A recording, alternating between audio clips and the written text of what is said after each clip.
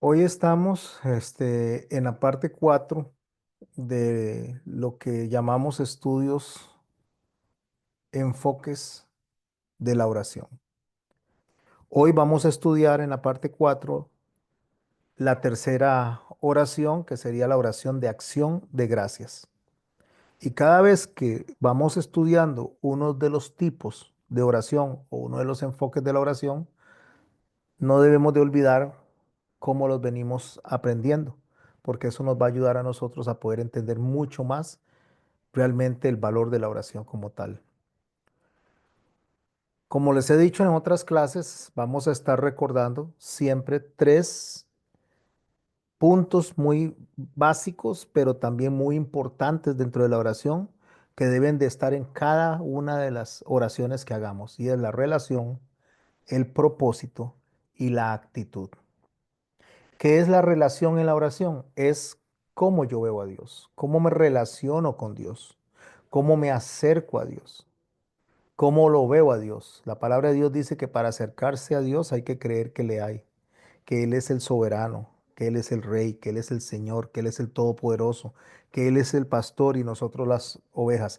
En esa relación siempre vamos a tener presente el primer mandamiento, que es amar a Dios por sobre todas las cosas, y debemos de tener presente también cómo inicia el Señor Jesucristo cuando nos enseña la oración del Padre Nuestro. Entonces, la relación es importantísima en cada una de las oraciones. Cada vez que aprendemos un enfoque de oración, debemos de aprender la relación en ese enfoque. El propósito. ¿Por qué estoy orando? ¿Para qué estoy orando? ¿Cuál es la necesidad mía de orar? ¿Qué estoy buscando en la oración? Ese es el propósito.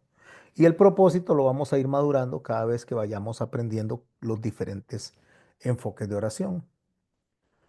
Y la actitud es cómo me acerco a Dios.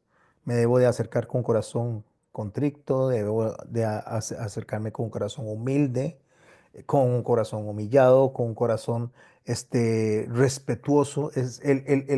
La actitud es cómo se acerca mi corazón. Entonces es relación, cómo veo a Dios en mi oración, propósito, la razón por la cual estoy orando, y la actitud, cómo está mi corazón delante de Dios. Habiendo repasado esto, que lo vamos a repasar en todas las clases, entramos a la oración de acción de gracias. En Colosenses, en el capítulo 4, en el verso 2, dice así: perseverad en la oración, velad en ella con acción de gracias. Vea que cómo le habla Pablo a los colosenses. Perseverar es estar constantemente usando esa herramienta, o sea, siempre estar dispuestos a orar. El problema hoy en día, mis hermanos y mis hermanas, es que la oración es lo último que la gente busca como respuesta a sus necesidades, a sus problemas, a la fe, a la necesidad de santificación. La oración es el último recurso. Se buscan a los pastores como consejeros, que no está mal. Se busca la Biblia para leerla, que no está mal. Se buscan a hermanos que nos aconsejen, que no está mal.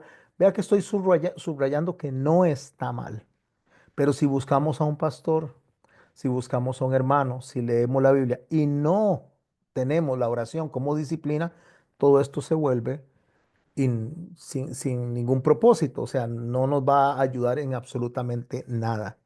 Porque la oración está diseñada para que tengamos, como lo dije hace un rato, esa relación con Dios. Sin la oración no hay relación. ¿Cómo puede usted tener una buena relación con su esposa si no conversa con ella? Imagínese que se va al trabajo usted, no habla todo el día con su esposa, se va para el trabajo, no la llama en todo el día o en todo el tiempo que está trabajando, regresa y no le habla.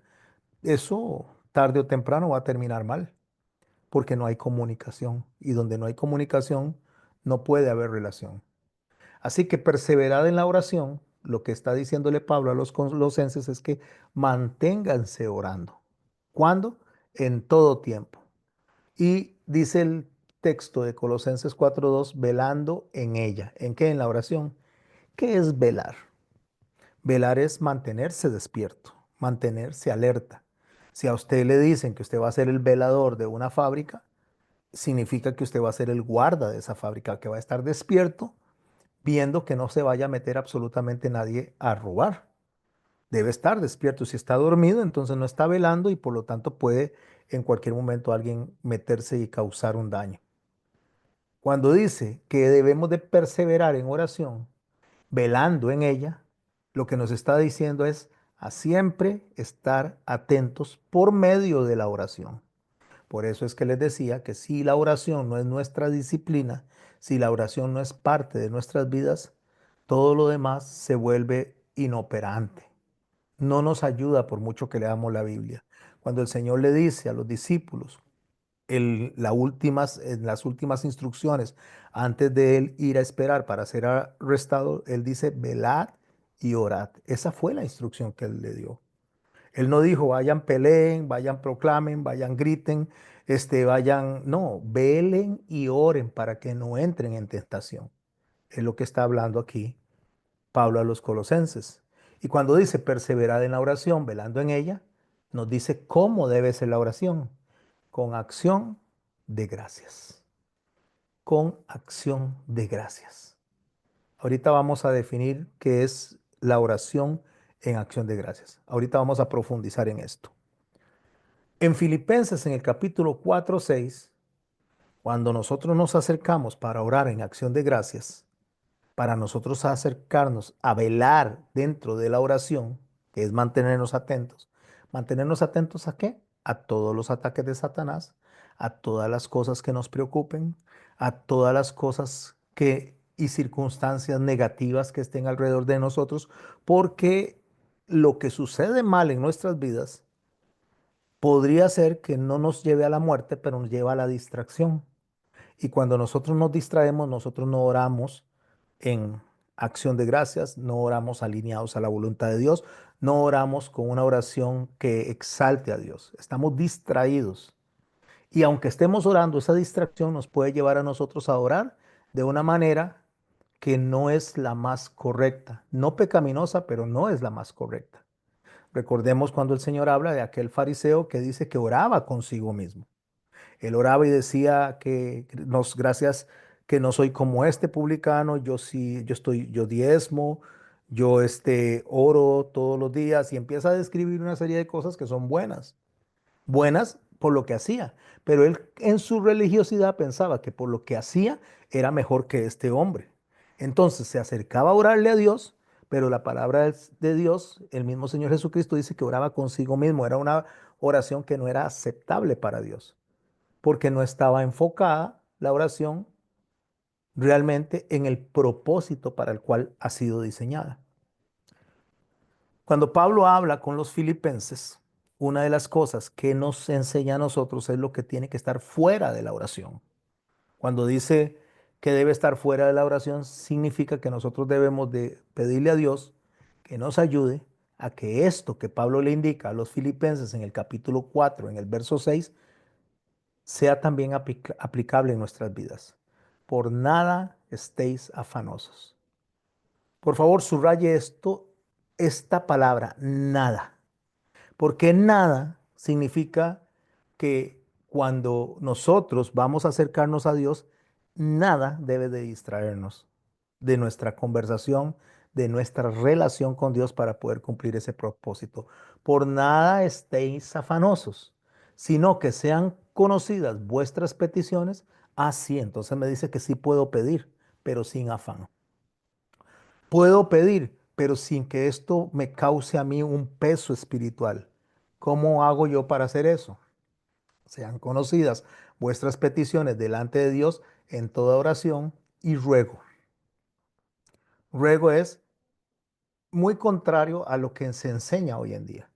Yo declaro, yo arrebato, yo me apropio, yo, Señor, tomo tus promesas porque me las diste. Eso es muy contrario al ruego, porque cuando la palabra dice a través del hermano Pablo que debemos de rogar, yo no veo en el ruego la apropiación, la declaración o la exigencia. En el ruego yo veo súplica.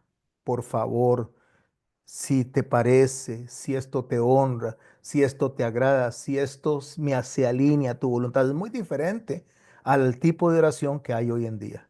El tipo de oración que hay hoy en día es prepotente, es una oración que exalta al hombre. Pareciera que se está hablando con Dios, pero se está hablando con el ego del hombre. Y esto no agrada a Dios, porque no es una oración de ruego que dice que no tenemos que estar afanados, sino que las peticiones sean conocidas en oración y ruego con acción de gracias. Nuevamente, la acción de gracias. ¿Por qué orar en acción de gracias con un corazón agradecido es tan importante? O sea, ¿qué es lo que hace dentro de la oración, dentro de la relación que tenemos con Dios, dentro del propósito que hace que la oración de gratitud sea tan importante? Antes de definir la oración de gratitud, deseo leer otro texto. Primera de Tesalonicenses 5, verso 16. Estad siempre gozosos. Preste atención a lo que acabo de decir. Estad siempre.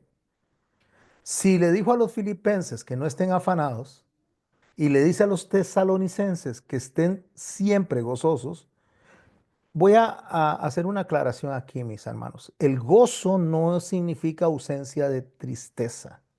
Podemos estar tristes, pero gozosos. Pastor, no es contradictorio lo que usted me está diciendo. No, no es contradictorio. Porque la felicidad, que es lo contrario a la tristeza, es algo que está sujeto a las circunstancias. Dependiendo de lo que me hacen, yo me siento feliz o yo me siento triste. Si yo me gané un premio, entonces yo me siento feliz. Si yo perdí algo, me siento triste. Entonces las circunstancias afectan mi estado de felicidad. Pero las circunstancias no van a afectar mi estado de gozo. El gozo significa que yo, a pesar de las circunstancias, a pesar de no estar feliz, estoy conectado con Dios dentro de mi gozo. ¿Cuál es la diferencia entre gozo y tristeza?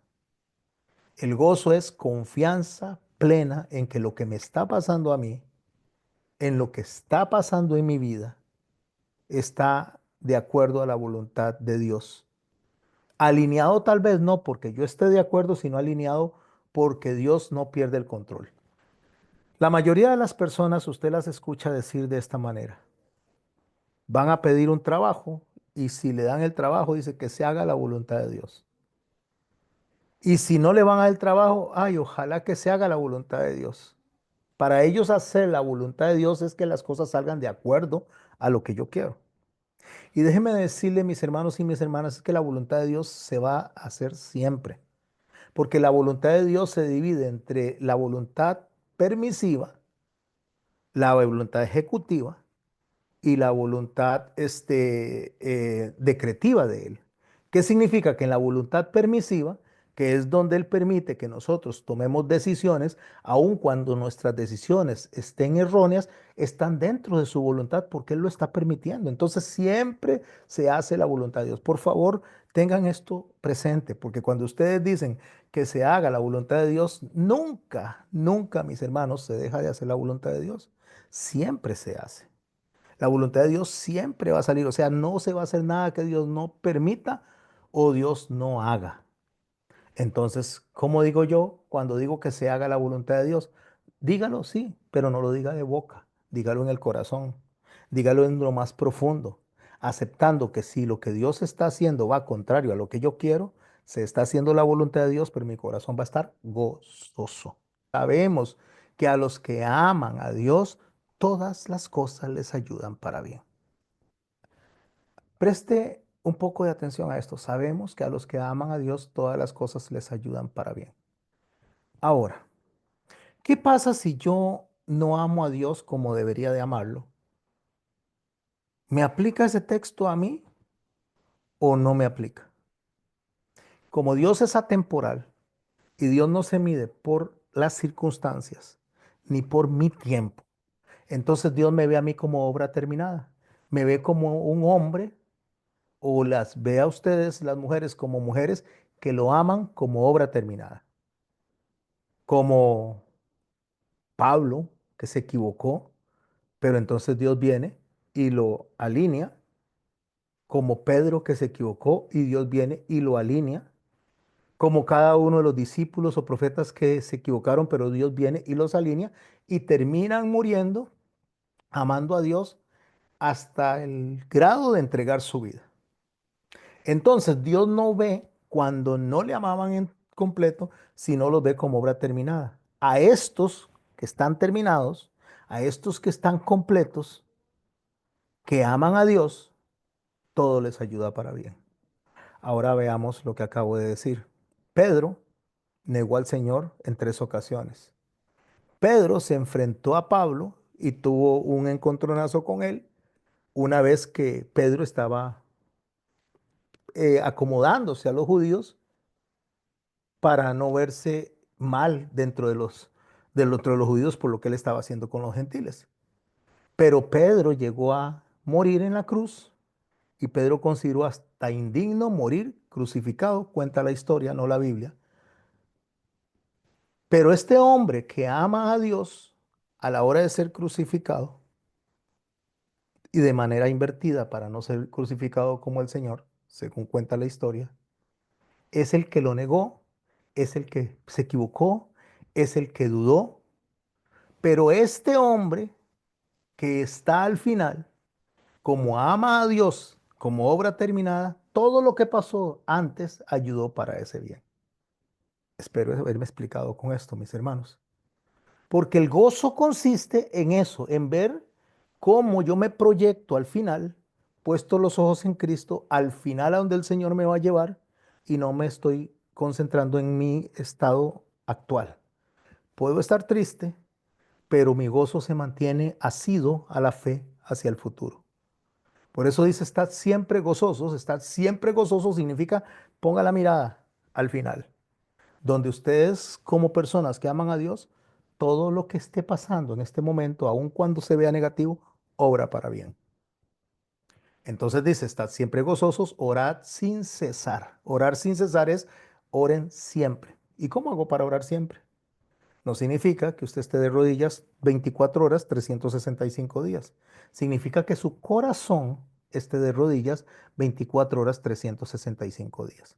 Que mientras usted y yo estamos hablando, si el espíritu esté conectado con Dios y esté hablando con Dios, le puede estar diciendo, Señor, dame entendimiento.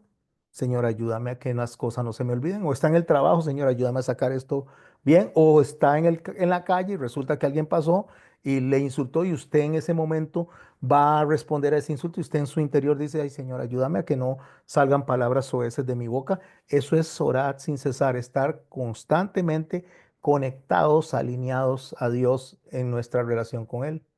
Y dice el texto, dad gracias en todo. Ok, antes de leer el resto del texto de Primera de Tesalonicenses, capítulo 5, verso 16, me dice que dé gracias en mi oración en todo. ¿Qué es dar gracias en todo? Por lo que me parece bien, por lo que no me parece bien, por lo que me hace sentir feliz, por lo que no me hace sentir feliz. Ve, mis hermanos, cómo la proyección de la oración es tan importante cuando se introduce la gratitud dentro de ella. Estad siempre gozosos, orad sin cesar, dad gracias en todo, porque esta es la voluntad de Dios para con vosotros en Cristo Jesús. ¿Cómo, pastor? Se los acabo de decir, esta es la voluntad de Dios. La voluntad de Dios es que siempre estemos alineados a Dios a través de nuestro Señor Jesucristo. Ahora definamos entonces qué es una oración en gratitud, porque ya vine explicando que la oración en gratitud es una oración sumamente importante. Hay oraciones de petición, que las veremos. Hay oraciones de queja. David hizo oraciones de queja. Hay oraciones que tienen que ver con mi estado de ánimo. Hay oraciones que tienen que ver con pedirle a Dios que bendiga a otras personas. Hay muchos tipos de oración. Pero la oración de gratitud se va a concentrar en eso, en dar gracias. La oración de gracias es expresarle a Dios en nuestro reconocimiento una gratitud por su bondad, por su provisión, por su misericordia, por su fidelidad, sin enfocarnos en lo que necesitamos. sino enfocarnos en lo que ya tenemos. A ver si lo subrayo, mis hermanos. La oración de gratitud se concentra en la bondad de Dios, en la provisión de Dios, en la misericordia de Dios y en la fidelidad de Dios.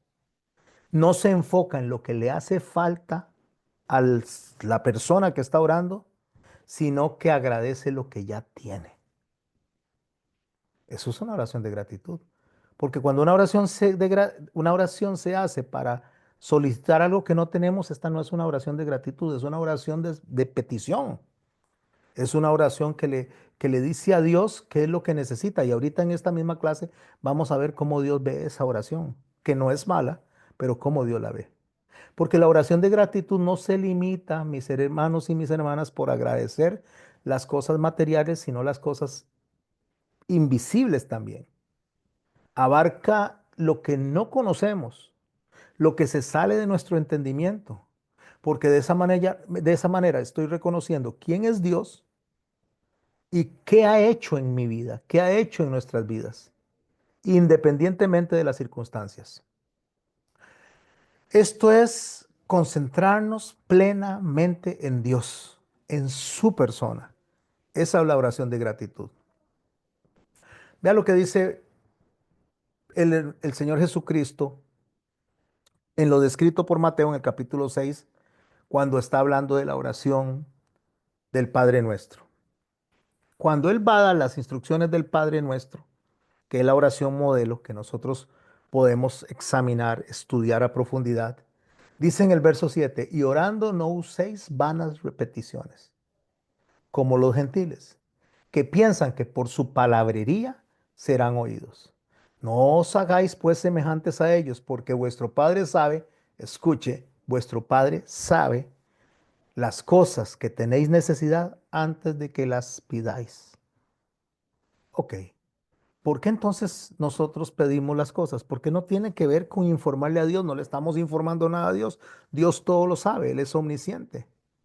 Y nos llama a nosotros a no hacer las cosas con vana repetición. ¿Qué es una vana repetición, mis hermanos? Esto ha caído en un mal manejo de la interpretación de la oración, porque muchas veces cuando usted escucha a alguien predicar sobre este texto, le dice que son los Aves Marías, que son los rosarios que utilizan los católicos, que son los Padres Nuestros. Y déjeme decirle que cuando el Señor estaba diciendo eso, nada de eso existía. No existían los Aves Marías que utiliza la Iglesia Católica, no existía nada de esto. Esto vino a incorporarse dentro de la religión católica tiempo después, ya una vez que se establece el catolicismo allá en el siglo tercero. Entonces, mis hermanos y mis hermanas, cuando él habla de vanas repeticiones, ¿a qué se está refiriendo él? Como vana repetición. Él se está refiriendo a aquella oración que se hace sin propósito y sin sentido. Ejemplo, para poner un ejemplo. Se va a sentar usted a la mesa a comer.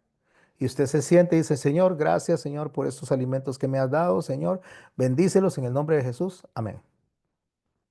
En la tarde va a comer y usted dice, Señor, te doy gracias por estos alimentos. Bendícelos, Jesús. Amén. En la noche usted va a comer y dice, Señor, eso es una vana repetición, porque no hay una conexión entre realmente lo que estoy haciendo para Dios y delante de Dios, lo cual significa tener, como les dije, relación. Tengo que tener la relación con Dios. Yo tengo que entender a quién me estoy acercando. Y el propósito es exaltar el nombre del Señor al cual yo me estoy acercando, reconociendo que me está oyendo, reconociendo que el Señor, antes de que yo abra la boca, ya sabe lo que quiero. Entonces tengo un problema porque entonces no estoy utilizando la oración con relación y propósito y mucho menos con actitud. Por eso les digo que es importante manejar estos tres enfoques, estos tres temas: relación, propósito y actitud. Porque mi actitud es que le voy a dar gracias a Dios, puedo decir lo mismo. Puedo decir, Señor, gracias a Dios por estos alimentos, bendícelos en el nombre de Jesús, pero debo de poner realmente mi corazón en esa gratitud. Debo de poner realmente mi corazón en reconocer que lo que está ahí viene de Dios, que hay vida en él por el trabajo que Dios me dio para poderme ganar eso y que la vida que yo deposité para comprar esas cosas me la dio Dios. O sea, es más que decir gracias solamente. Es estar consciente de quién es el proveedor y que de quién es el receptor. Quién es el que bendice y quién es el bendecido. Vea lo que dice el texto de Lucas 11 en el verso 5, para ver si le doy un poquito más de cuerpo a lo que estoy explicando. Les dijo también, ¿quién de vosotros que tenga un amigo va a él a medianoche y le dice, amigo, préstame 3 panes, porque un amigo mío ha venido a mi viaje y no tengo qué ponerle delante? Y aquel, respondiendo desde adentro, le dice, no me molestes, la puerta ya está cerrada y mis niños están conmigo en cama. No puedo levantarme y dártelos.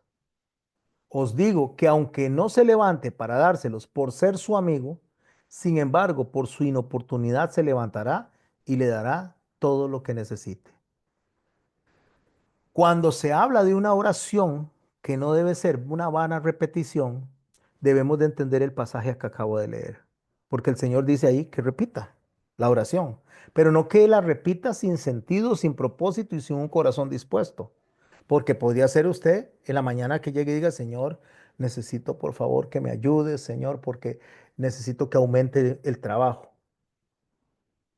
Y usted en la tarde llega y dice, Señor, necesito que me aumentes el trabajo, por favor. Y en la noche usted le dice, Señor, necesito que me aumentes el trabajo. Alguien podría decirle que usted tiene una vana repetición porque está diciendo la misma oración todo el tiempo.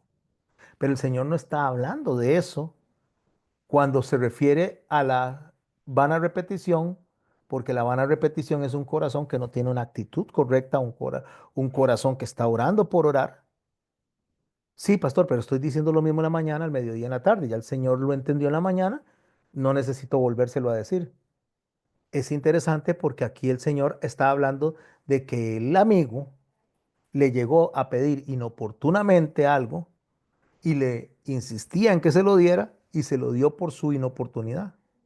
Lo que Jesús está enseñando ahí a los discípulos, justamente cuando acaba de enseñar el Padre Nuestro, es cómo deben de orar, y esa es una de las instrucciones que dice a la hora de acercarnos a Dios.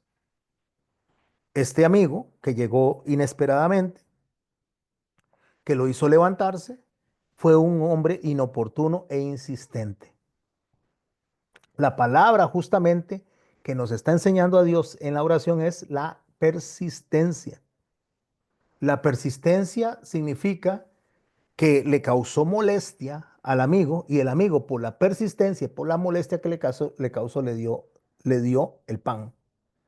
En este contexto no se trata de que Dios ni se va a molestar ni se va a cansar, porque Dios no se cansa ni se molesta, sino que Dios está utilizando esta historia para enseñarnos a nosotros la importancia de la perseverancia en la oración. ¿Qué significa esto, mis hermanos? Esto es una clave muy importante para interpretar el texto y para interpretar la oración, incluso la oración que estamos hablando de gratitud. Dios, mis hermanos y hermanas, no es como ese amigo, Él no responde a la insistencia. No significa que porque usted lo insista y le insiste, Él se va a cansar y va a decir, tome, te doy esto. La parábola no está comparando a Dios con el amigo renuente ese, con el amigo, sino que está estableciendo un contraste. Lo que Dios está enseñándonos a través de este texto, lo que Jesús nos está enseñando no es que Dios por cansancio e insistencia nos dé algo. Lo que está enfatizando es, uno, que no vamos a convencer a Dios por insistirle, perdón, pero que no nos vamos a rendir. Cuando estamos alineados a la voluntad de Dios. A ver si lo puedo explicar mejor. La oración que continúa solicitándole a Dios siempre y cuando esté alineada a la voluntad de Dios, va a ayudarnos a nosotros a fortalecer la fe porque vamos a aprender a esperar. Vamos a aprender humildad porque entonces vamos a aprender a que Dios no me va a dar las cosas cuando yo se las pido, sino cuando Él me las quiere dar, lo cual va a generar dependencia en Dios. Así que esta oración, lo que nos lleva a nosotros, la oración persistente, nos lleva a nosotros a confiar plenamente en Dios, que la provisión va a llegar aunque sea tarde. Vamos a reconocer nuestra necesidad en Él, pero sin olvidarnos la base central de lo que Él nos manda a pedir y cómo nos lo manda a pedir. Jesús dice en Lucas capítulo 11, en el verso 9, pedid y se os dará, buscad y hallaréis, llamad y se os abrirá. Lo que el Señor está diciendo a través de ese texto es que debemos de pedir lo que esté alineado a la voluntad de Dios. Que el Señor va a escudriñar mi corazón y va a ver la razón por la cual yo me estoy acercando a Él. Si es por un deseo personal o realmente es para la gloria del Señor. David dice algo en el Salmo 139 que me va a ayudar a entender un poco más esto. En el verso 1, o voy a leer del 1 al 4. Oh Jehová, tú me has examinado y conocido. Tú has conocido mi sentarme y mi levantarme. Has entendido desde lejos mis pensamientos. Has escudriñado mi andar y mi reposo, y todos mis caminos te son conocidos. Pues aún no está la palabra en mi lengua, y aquí Jehová, tú la sabes toda. Lo que David está haciendo es reconociendo la soberanía de Dios y está orando en gratitud. Está confiando en que el control de nuestras vidas está plenamente en sus manos. Está confiando que la voluntad de Dios siempre se va a hacer. Está aceptando que la respuesta que Dios dé, aunque sea un no, aunque no sea inmediata, aunque quede suspendida en el tiempo, es una respuesta que Dios nos va a dar a nosotros por nuestro bien. Así que no significa que Dios siempre nos va a responder correctamente, o digo yo, mejor dicho, no nos va a responder lo que nosotros queremos. Él siempre va a responder correctamente, pero no nos va a responder siempre lo que nosotros queremos, porque ya nos ha dado. Así que no solo tenemos que concentrarnos en lo que nos falta, sino concentrarnos en lo que ya nos dio. Y mis hermanos, ya el Señor nos dio salvación, ya el Señor nos dio de su perdón y ya el Señor nos dio de su constante presencia. Con un pasaje que Pablo habla acerca del aguijón, es que voy a explicar esto que acabo de decir. En 2 de Corintios capítulo 2, en el verso 1 dice así: ciertamente no me conviene gloriarme, pero vendré a las visiones y a las revelaciones del Señor. Conozco a un hombre en Cristo, Pablo está hablando de sí mismo, que hace 14 años, eso fue cuando el Señor vino y lo tomó a él para salvarlo, para llenarlo del Espíritu Santo. No lo sé, dice, en el cuerpo no lo sé, o si fuera del cuerpo no lo sé, Dios lo sabe. No sé lo que me pasó. Fue arrebatado hasta el tercer cielo. Y conozco a tal hombre, refiriéndose a sí mismo, si en el cuerpo o fuera del cuerpo no lo sé, Dios lo sabe, que fue arrebatado al paraíso, donde oyó palabras inefables que no le es dado al hombre expresar. Él está diciendo, Dios me enseñó directamente a mí su palabra. Y no todo lo que me enseñó me es permitido decirlo. Lo que nosotros tenemos de Pablo es lo que Dios permitió que escribiera. Lo que nosotros recibimos de Pablo, que es el 70% del Nuevo Testamento, es lo que Dios le dijo a él que nos dijera. Hay cosas que Pablo no nos dijo. Pero Pablo, entendiendo esa posición que tuvo, que fue Dios el que le enseñó directamente, que fue el Espíritu Santo el que le reveló todo, y aún cosas que no se le permitió decir, dice en el verso 5, de tal hombre me gloriaré, pero de mí mismo en nada me gloriaré, sino en mis debilidades. Bueno, voy a gloriarme de que a ese hombre le pasó eso. Está hablando de él mismo. Voy a decir, eso le pasó a él. Dios lo elevó al tercer cielo. Dios lo enseñó. Pero me voy a glorificar en mis debilidades, en mis necesidades, en mis incapacidades, en lo que aún me falta por tener. Verso 6. Sin embargo, si quisiera gloriarme, no sería insensato.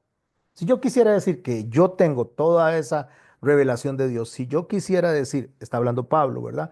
Si yo quisiera decir que Dios me bendijo con toda esa enseñanza, con toda esa sabiduría que se me presentó y me llevó al tercer cielo, dice, no sería insensato, porque diría la verdad, no estaría mintiendo, diría la verdad, pero lo dejo, dice, para que nadie piense de mí más de lo que en mí ve u oye de mí. No me voy a glorificar porque entonces la gente me va a exaltar. Y Pablo sabe que el propósito que él tiene en la vida no es exaltar a Pablo, sino exaltar a Dios. Por eso el verso 7 nos enseña a nosotros dónde está el límite que Dios le puso a este hombre.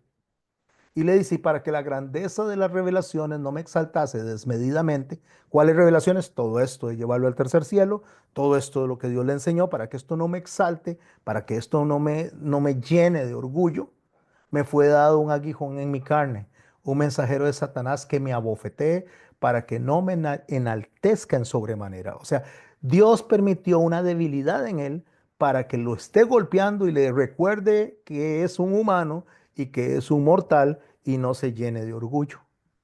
Respecto a lo cual, hablando de lo que Dios le puse ahí, le puso como aguijón, que no sabemos qué es ni vamos a especular, aunque muchos especulan sobre esto, pero no lo vamos a hacer. Respecto a lo cual 3 veces he rogado al Señor que me lo quite de mí. Y el verso 9 es donde va a entrar la esencia de lo que estamos aprendiendo hoy, la esencia de lo que es la oración de gratitud. Me ha dicho, bástate mi gracia. Ok, aquí es donde está el centro de la oración, mis hermanos de gratitud. Dios lo que le dice a usted y a mí, bástese en que lo salvé. Si usted me va a pedir algo, dice el Señor, voy a parafrasear lo que está hablando Pablo. Si me va a pedir algo y no se lo doy, séale suficiente que yo lo salvé. Bástele eso. Si no le doy su trabajo, si no le doy una casa, si no le doy salud, si no le doy esas cosas, bástele que lo salvé. Va a estar eternamente conmigo. Porque ya yo conozco lo que usted necesita antes de que de su boca salga. Ya conozco su corazón. Y lo único que yo le digo a usted es, bástele que le salve. Entonces Pablo continúa diciendo que Dios le dijo, bástese en mi gracia porque mi poder se perfecciona en la debilidad. ¿Cuál de debilidad? La del hombre. Si usted, mis hermanos y mis hermanas, si usted y yo estamos pasando necesidades, eso son debilidades para nosotros. Cuando nosotros nos afanamos por tener algo para llenar nuestras debilidades, para llenar nuestras incapacidades y Dios no nos lo da, es porque quiere que estemos débiles, porque Él se glorifica en esa debilidad, porque nos hace dependientes, porque nos hace que nos acerquemos en ruego y no en demanda, en súplica. Cuando la persona se cree que todo lo tiene, cuando la persona cree que está lleno de todo y no le hace falta nada, se comporta como la iglesia de la Odisea que cree que está rico en todo y le dice el Señor que es un miserable, porque cree que ya no necesita de Él. Por eso es que una persona que ora de manera demandante, pidiéndole a Dios que se va a apropiar de las promesas que declara y que quiere torcerle básicamente el brazo a Dios, esa oración no es humilde. Es una oración que es contraria al carácter de Dios de ruego y súplica y acción de gracias. Por eso es que Pablo dice, por tanto de buena gana me gloriaré más bien en mis debilidades para que repose sobre mí el poder de Cristo. Vean, mis hermanos y mis hermanas, no es lo mismo cuando oramos a nosotros, a Dios, cuando todo lo tenemos, y le decimos gracias al Señor, gracias Señor, porque tengo una buena plata en el banco, gracias Señor, porque tengo un buen trabajo, gracias Señor, porque el trabajo es muy productivo, gracias Señor, porque tengo una buena salud, gracias Señor, porque tengo la refrigeradora llena de comida, gracias Señor, porque tengo muchos amigos, gracias. A ver si me explico. Cuando estamos bien, es muy fácil dar las gracias. Y no es que las gracias no vengan de lo más profundo del corazón. Es que es muy fácil de dar las gracias. Pero si estamos enfermos, si estamos sin trabajo, si estamos incapacitados, si tenemos alguna dificultad y decimos, Señor, gracias. Gracias porque no tengo tal vez mucha abundancia en este momento. Gracias, Señor, porque estoy muy limitado en mis gastos. Gracias, Señor, porque... Y cuando usted empieza a analizar lo que está diciendo, este tipo de oración en acción de gracias me va a llevar a un punto especial donde le voy a decir, gracias Señor, porque a pesar de mis carencias, a pesar de mis necesidades, a pesar de mis debilidades, cuento con tu salvación. Cuento con la redención de tu sangre, Señor, que ha venido a limpiar mi corazón y me ha rescatado donde estaba muerto en delitos y pecados. Gracias por eso. Entonces todo aquello cobra un segundo plano en mi vida, porque sé que morir, moriré. Sé que enfermar, siempre me voy a enfermar. Sé que las cosas pueden cambiar de la noche a la mañana como le pasó a toda esta gente en Los Ángeles, que creían que estaban ricos, que estaban llenos de dinero, casas de 20 millones de dólares. Habían otras personas más pobres, pero me refiero a los más ricos. Creían que todo lo tenían, pero eso se fue en un instante. Pero la salvación, mis hermanos, nada ni nadie nos las quita, porque es sellada por el Espíritu Santo. Aunque muramos de hambre, aunque muramos en una guerra, aunque muramos en un accidente, la salvación está asegurada en Cristo Jesús. Por lo cual, dice Pablo en el verso 10, por amor a Cristo. ¿Y por qué por amor a Cristo? Porque Él fue el que se entregó en la cruz para que nuestra alma estuviera segura en Cristo, segura en el Señor, en la mano de Él, en el hueco de su mano. Por lo cual, por amor a Cristo, me gozo, escuche, me gozo. ¿En qué me gozo? En que me está yendo bien. Por eso voy a gozarme. No, no está hablando de felicidad, está hablando de gozo. Y ya lo expliqué. Me gozo en las debilidades. Escuche, en afrentas, en necesidades, en persecuciones, en angustias. Porque cuando soy débil, entonces soy fuerte. ¿Por qué?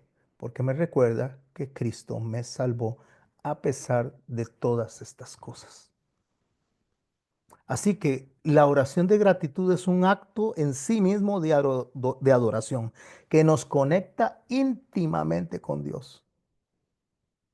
Un ejemplo de eso es cuando el Señor Jesús da gracias antes de tomar los alimentos, antes de repartir los alimentos a las 5,000 personas, allá en Juan capítulo 6, verso 11. O cuando en la última cena él bendijo también lo que estaba repartiendo, allá en Mateo capítulo 26, a partir del verso 26, si no me equivoco. ¿Y qué tiene que ver eso, pastor? Porque estamos hablando de Dios dando gracias. ¿Podemos imaginar eso, mis hermanos y mis hermanas? Dios dando gracias. Dios bendiciendo los alimentos. Dios, el creador, el hacedor, el que pone todo, el que lo hizo a usted, a mí, el que conoce cada molécula, cada pensamiento de nosotros, que Él es el todo, que Él es el majestuoso, que Él es maravilloso, que Él es el verbo, que Él es el hacedor de vida, está dando gracias. Porque nosotros tenemos que separar, mis hermanos, una gratitud por emoción y una gratitud por disciplina. La gratitud por emoción es reactiva, o sea, reacciona espontáneamente porque me está yendo bien, porque me siento bien, porque todo es agradable. Así que la oración por emoción y la gratitud por emoción me está vinculando a las circunstancias. Si algo bueno me sucede, me siento agradecido, pero eso es temporal, es superficial, porque depende de lo externo. Pero cuando es una gratitud por disciplina, que es la oración que estamos aprendiendo hoy, eso es un acto deliberado del corazón. Es darle gracias a Dios en medio de las circunstancias difíciles. No depende de la emoción, puedo estar triste. No depende de las circunstancias, me puedo sentir un poquito desanimado. Pero en medio de eso, mi fe está actuando y le está diciendo a Dios que confío en la palabra, que los que amamos al Señor, todo nos ayuda para bien, como dice Romanos 8:28. Porque la oración en gratitud, mis hermanos, es transformadora. Cambia nuestra ser desde lo más profundo. Nos ayuda a entender la relación con Dios. Un ejemplo es lo que le pasó a Pablo y Silas cuando estaban dentro de la cárcel. Ellos estaban cantando. Allá en Hechos capítulo 16, verso 25, ellos estaban cantando. Ellos no estaban sujetos a las circunstancias. Ellos estaban con una disciplina delante de Dios de darle gloria y honra a Él, no importa lo que estuviera pasando. En el contexto, ellos habían sido arrestados, golpeados con varas, encarcelados injustamente. Y aún así, en medio de todo eso, estando en el calabozo, amarrados al cepo, ellos estaban adorando, ellos estaban cantando. Y esto de amarrados al cepo no es cualquier cosa, mis hermanos. El cepo es una pieza de madera donde se meten las manos y se meten los pies y los encadenan y no se pueden mover de ahí. Y muchas veces había más arriba personas y la orina de los de arriba le caía a los de abajo. El excremento de los de arriba le caía a los de abajo. Ellos no estaban orando gozosos y en gratitud en medio de una situación cómoda. No estaban en un hotel 5 estrellas, sino que a medianoche, cuando todo estaba bien horrible, ellos estaban cantando himnos y los demás presos estaban oyendo lo que estaban cantando.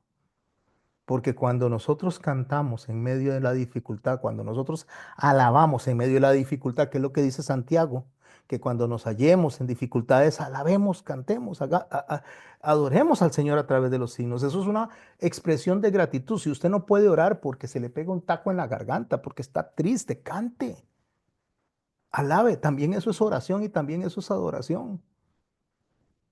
Incluso cuando estamos con las circunstancias más desfavorables, la alabanza, mis hermanos y mis hermanas, va a hacer que nuestro corazón se exalte hacia Dios. Porque la oración de gratitud es una disciplina espiritual que nos ayuda a ver más allá de las circunstancias. Ayuda a ver a Dios más allá de nuestra vida. Trasciende el tiempo. Es una oración que nos va a ayudar a nosotros a mantenernos continuamente renovando nuestra mente para fortalecer nuestra fe. Lea Salmos, lea el Salmo 100 y el 103. No se los voy a leer ahora porque son muy largos, pero léalo. Esas son oraciones de David en gratitud. En Primera de Tesalonicenses, en el capítulo 5, verso 18, el Señor dice a través de Pablo, dad gracias a Dios en todo, porque esta es la voluntad de Dios para con vosotros en Cristo Jesús. Daniel oraba 3 veces al día dando gracias, incluso en medio de la persecución, aun cuando él había sido hecho eunuco, aun cuando le habían cambiado la identidad, aun cuando le habían quitado su lenguaje y le habían puesto babilónico, lo habían convertido totalmente por fuera en un babilonio, pero su corazón propuso no contaminarse y él oraba 3 veces al día dándole gracias a Dios. Así que mis hermanos, la oración de gracias lo que hace es celebrar la bondad de Dios y la fidelidad de Dios. Nosotros tenemos que reconocer y tenemos que aceptar con humildad que nosotros no merecemos nada. Pero Dios, en lugar de darnos o dejarnos en nada, nos da de su gracia. Por eso es que nosotros tenemos que llevar delante de Dios nuestras oraciones en gratitud, sin orgullo y dándole a Dios gracias por todo. En Romanos 1:21 dice, pues habiendo conocido a Dios, no le glorificaron como a Dios, ni le dieron gracias, sino que se envanecieron en sus razonamientos. Ya conocieron a Dios, ya saben quién es Dios. Y en lugar de darle gracias, se llenan de sus razonamientos, se envanecen. Así que mis hermanos, la oración de gracias nos ayuda a recordar que todo lo que tenemos proviene de Dios. Agradecemos lo que tenemos, cultivamos en ese tipo de oración la humildad, cultivamos el gozo, cultivamos la dependencia y mis amados hermanos y hermanas, nosotros en la oración de gracias, lo único que vamos a obtener es cada día más paz, la paz que sobreabunda el corazón en Cristo Jesús, Señor nuestro. Pero cuando nuestras oraciones están más concentradas en pedir que en agradecer, en pedir que en exaltar, nosotros vamos a vernos frustrados. Pero cuando usted y yo entendemos que no importa lo que pase, lo que recibamos o no recibamos, Dios ha sido bueno, es bueno y será bueno por siempre, comenzando que puso los ojos en nosotros y nos salvó. Que siendo Dios, no escatimó estar en la posición de Dios, sino que dejó esa posición para venir a morir en una cruz, siendo hombre. Y por esa razón, toda rodilla, toda lengua confiesa, toda rodilla se dobla y toda lengua confiesa que Él es el Señor. Y en esa toda lengua confiesa que Él es el Señor, está su lengua y está la mía. Cuando decimos al Señor, gracias, Señor Jesucristo, por haber venido a salvarme. gracias. No importa lo que hay, no importa lo que tenga, no importa lo que no tenga, no importa lo que me falte, no importa si me das de sobra, no importa absolutamente nada. Mi mayor satisfacción es que me salvaste. El Señor se lo dijo a sus discípulos. Maestro, en tu nombre se nos sujetan los demonios, en tu nombre expulsamos demonios. Y dice, no, no, no, no se alegren por eso, les dice. Alégrense porque su nombre está escrito en el libro de la vida. Eso es lo que debe de atender a nosotros, nuestra atención en medio de nuestras oraciones. Estamos tan ocupados en nuestros deleites que nos olvidamos del verdadero deleite. Y el verdadero deleite, mis hermanos y mis hermanas, que el poder que operó en Cristo para resucitarlo de los muertos, opera en nosotros para salvación. El verdadero deleite está que el Espíritu Santo mora en su corazón y le está ayudando a entender todo lo que acabo de explicar. Porque si lo que yo estoy explicando no le trae a usted sentido, no lo entiende o lo rechaza, mi hermano, preocúpese. Preocúpese y empiece por pedirle a Dios que el Espíritu Santo more en su corazón. Pero si el Espíritu Santo mora en su corazón, lo que acabo de explicar, todo lo que he enseñado el día de hoy, le va a causar a usted decirle al Señor, gracias Jesús de Nazaret. Gracias Cristo, gracias mi Salvador. Gracias Abba Padre por todo lo que has hecho por mí. Voy a dejar de grabar en este momento. Nos quedamos con las charlas a partir de ahora. A los que me están oyendo en YouTube, termino la clase, la parte 4 hoy. Nos quedamos en clase conversando a través de este tema, que es lo que hacemos en clase. Si usted desea participar, solo mándeme un link y yo le mando el acceso cada vez que hagamos esta clase para que pueda participar dentro de las conversaciones. Por ahora me quedo con la clase y les dejo a ustedes, los seguidores de YouTube, esta enseñanza. Dios les bendiga y que el Señor les ayude a orar en gratitud.